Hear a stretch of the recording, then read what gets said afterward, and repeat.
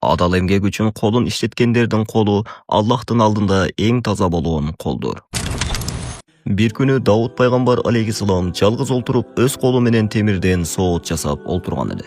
Ошол маалда бир жаш жигит келип таң калып сурады: "Эй Аллахтын пайгамбары, сиздей падыша өз колу менен мындай жумушту эмне үчүн жасап жатат? Сизде баары барго?" деп сурайт. Азирети Давуд алейхиссалам жылмайып, унчукпай олтура берди. Соот даяр болгондон кийин ал айтты: "Мына бул соотту кара. Бул адамды согушта коргойт. Анын сыңарындай эмгек да адамды турмуштагы сыноолордон коргойт."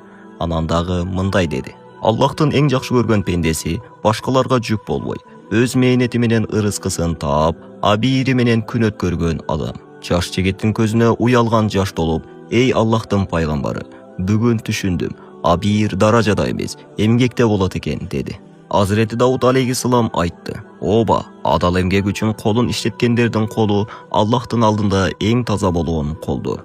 Демек, адамдын улуулугу байлыктын көптүгүндө эмес, анын эмгегинде жана өз күчүнө таянган жашоосунда.